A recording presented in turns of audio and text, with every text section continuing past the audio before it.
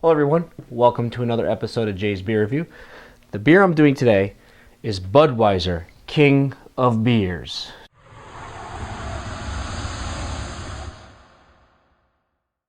Now, you may be asking yourself, why exactly am I doing Budweiser? I'm a craft beer enthusiast, not a domestic lager, especially Budweiser, the king of all beers. But there's a story behind this. See, back in December, when I made partner, I asked anybody that was interested in doing a collaborative video to send me their videos, and I would post that and make kind of a nice kind of welcome to being partner type video. But what happened was compatible with my Mac in any way, shape, or form. So the only two that I got to work, I was like, I don't want to do a collaborative video for just two, and I thought maybe at some point I would just kind of throw those in at one of my videos, like in the beginning or something, just because I didn't want the people who did collaborative videos for me, their efforts to be wasted. So the idea behind it was I was going to get a whole bunch of them, and in the middle of them review the Budweiser beer. And because of that, I ended up never doing that. And this beer's been sitting in my cellaring since like December. It has a born on date of November 22nd, and it says it's good up to 110 days, which gives you basically a little over 3 months, almost 4 months. So if you're talking November 22nd, I got December, January, February, pretty much like to the middle of March. So this beer is almost past expiration date, and I wanted to go ahead and at least review it before it failed out. That said, that is why I am doing Budweiser, and I've never reviewed it fully, so we're going to give it its due review. The alcohol percentage on the Budweiser is not listed on the bottle. So I guess what I'll have to do is look it up and make sure that you get that. The glass I'm going to use is my Pittsburgh Steelers Pilsner glass because it should at least give out some sort of effervescence of the beer, since these type of beers are good for this type of glass. But basically I'm trying to make lemonade out of lemon. So let's see what we get.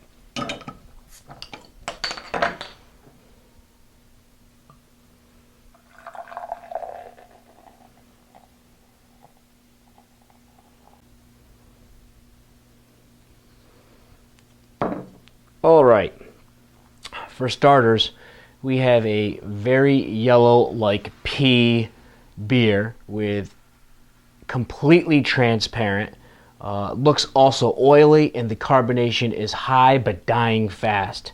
We have about a 2-finger head, but again, I mean, it's sizzling away like a soda, and I also think that that's going to dissipate extremely quickly. I mean, it's just amazing how clear this beer is. I mean, really? I mean, I can see the camera through it. I don't know if you could see my face, but... And then the carbonation is still just really high. The aroma... It just smells like grain. It smells gross. There's nothing enjoyable about the way it smells. There's nothing enjoyable about the way it looks. And I'm suspecting the taste will be no better either. But let's give it its fair chance. Cheers.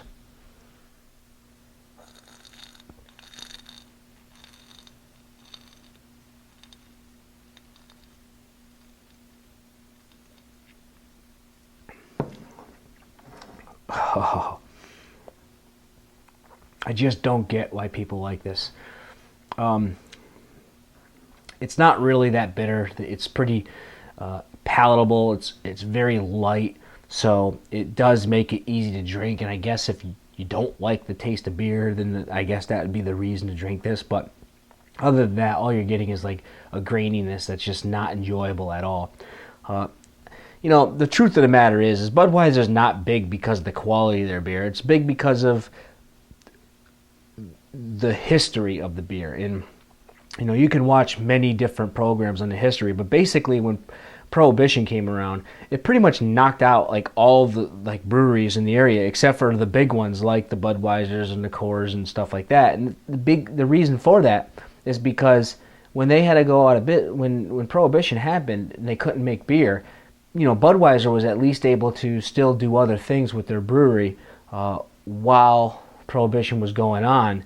And the biggest thing behind Budweiser was they were the ones that came up with, refrigeration and pasteurization that kept the beer from spoiling quicker, which meant they were able to ship it from one place to other places on trains, and the beer wouldn't show up already bad. And that's kind of what made them big. So maybe back at that time when they were innovative, they were a better beer. But nowadays, with beer being the way it is, it's just they've never changed from their philosophy, and they think they can still get away with that by having huge marketing gimmicks that will sell the beer, but the actual quality of the beer is just not that good.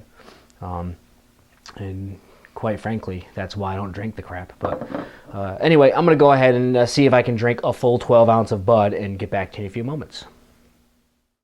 All right, well, I'm back.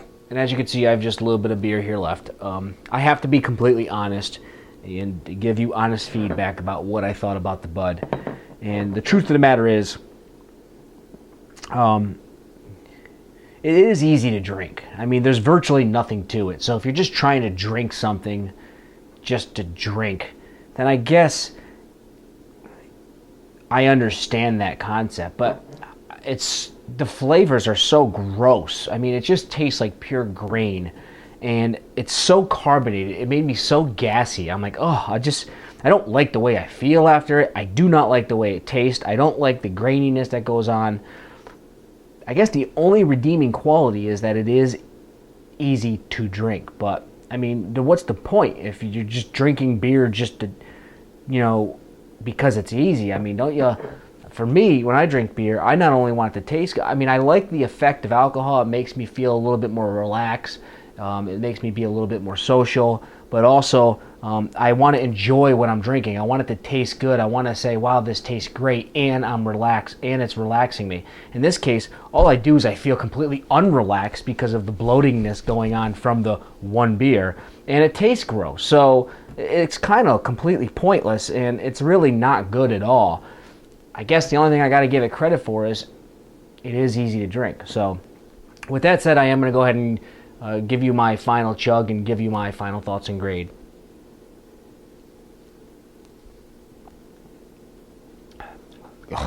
As far as final thoughts and grade, that's the other thing about this too. As it warms, not that I gave this much time to warm, it gets even worse. And that's the thing about beer. Beer generally will get better as it warms because that's when the flavors of the beer really come out. And if you let a beer get warm and it tastes worse, and the beer's meant to be drank ice cold, it's because they're trying to mask the flavors. They want you to drink it ice cold so you don't realize what you're drinking. And that's the thing behind Bud. You got to drink it super cold to even remotely try to get it down. And the minute it gets even slightly warm, it's just even worse. And that just shows me, I mean, the beer's just terrible. I'm not going to quite call it undrinkable because obviously I drank the whole thing. And obviously it is easy to drink, but it's just a terrible beer when it's all said and done. And I'm going to give this beer a score of bad. Not undrinkable, just bad, because it's a bad beer. So again, that was Budweiser, king of beers. And till next time, thanks for watching.